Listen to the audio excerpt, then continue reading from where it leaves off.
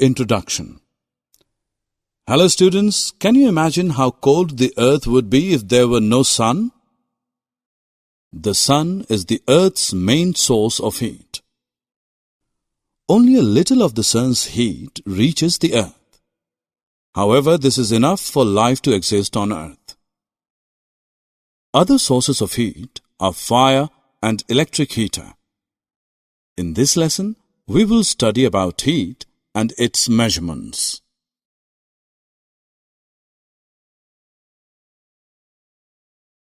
Objectives.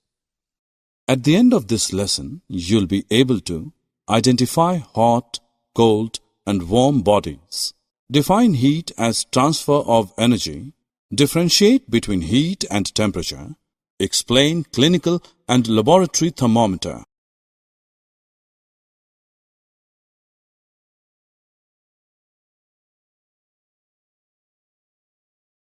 The sun, burning fuels, electricity, and mechanical work are sources of heat. Let us perform an experiment. We keep tin or aluminium sheet out under sun and touch after some time. We then place the same tin or aluminium sheet inside the house. Touch the sheet after some time. In the first case, we feel hot, and in the second case, we feel cold. Let us prove through another experiment that sun gives heat. Use a magnifying glass to focus sunlight on a piece of white paper. At the position where the sunlight is focused, the paper becomes hot, starts to turn brown, and soon bursts into flame. Thus, the heat from the sun makes the paper burn.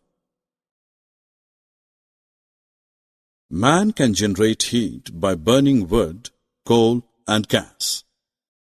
Wood, coal, and gas are called fuels. Fuels burn in machine to make them work. A motor car runs by burning fuel. An aeroplane flies by burning fuel. Electricity also gives heat. Man uses electricity to cook the food and to work the machines. Heat can also be produced by rubbing two things together. This is by doing mechanical work. Rub the palms of your hands together. What do you feel? You will feel that it is hot. The ancient man generated fire by rubbing two stones.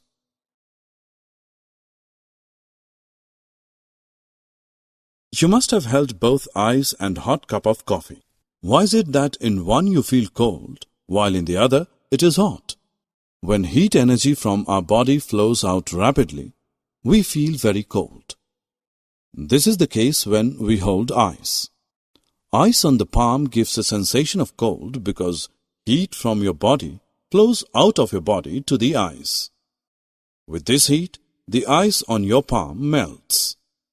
When the heat energy flow from outside into our body is rapid and more, we feel very hot.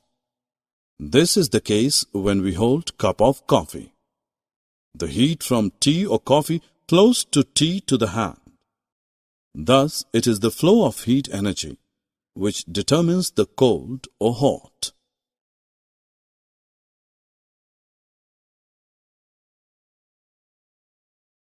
Students, let us perform an activity to understand the concept of direction of heat flow. We place a glass of hot milk in a dish with cold water. After some time, milk gets cool and water gets warm. Both milk and water come to lie at the same temperature. Direction of the flow of heat is from hot to cold. Now we will learn the concept of temperature. Temperature is the measurement of hotness or coldness of an object. We say that water from fridge is cold and milk is hot. How much cold is water? Is it cooler than ice? How much hot is milk? Is it hotter than boiling water? Obviously, for this we need a measure to know about coldness and hotness of a body. A hot body is at a higher temperature than a cool body.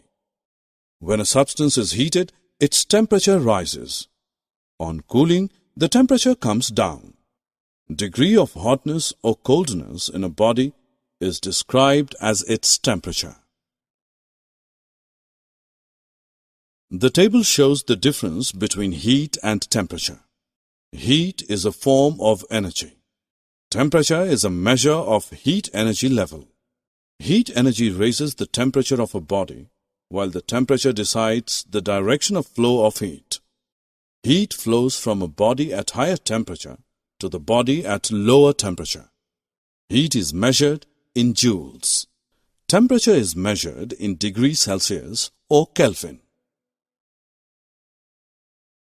Now that we have learnt about temperature, let us look at the device used to measure temperature. It is called a thermometer. The most common use of thermometer is to measure our body temperature. Such a thermometer is called a clinical thermometer. A clinical thermometer consists of a long, narrow, uniform glass tube. It has a bulb at one end filled with mercury. Outside the bulb, a small shining thread of mercury can be seen. A clinical thermometer reads temperature from 95 degree Fahrenheit to 107.6 degree Fahrenheit. The normal temperature of human body is 98.6 degree Fahrenheit. The clinical thermometer is also known as a doctor's thermometer. Precautions to be observed while reading a clinical thermometer are as follows. Thermometer should be washed before and after use, preferably with an antiseptic solution. Ensure the mercury level is below 95 degree Fahrenheit. Read the thermometer keeping the level of mercury along the line of sight. Handle the thermometer with care. If it hits against some hard object, it can break. Do not hold the thermometer by the bulb while reading it.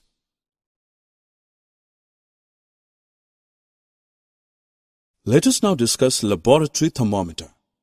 A laboratory thermometer is used for measuring the temperature in a science laboratory. It is similar to clinical thermometer but is long and narrow. A laboratory thermometer reads temperature from -10 degrees Celsius to 110 degrees Celsius.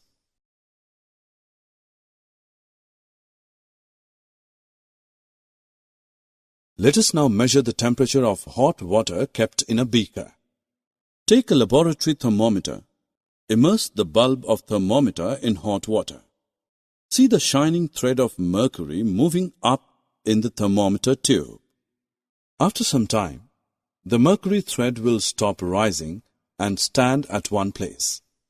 Read the temperature on thermometer tube, which corresponds to the top of mercury thread. This is temperature of hot water.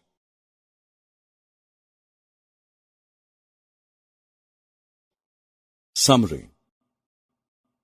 Let us summarize what we have learned. You feel cold, warm and hot. Heat flows from hot to cold. Temperature is the measure of heat. A hot body is at a higher temperature than a cool body. Thermometer is used to measure the degree of heat in a body. Clinical thermometer is used to measure a body temperature. The range of this thermometer is 95 degree Fahrenheit to 107.6 degree Fahrenheit. For other purposes, we use laboratory thermometers. The range of laboratory thermometer is -10 degrees Celsius to 110 degrees Celsius. The normal temperature of human body is 98.6 degree Fahrenheit.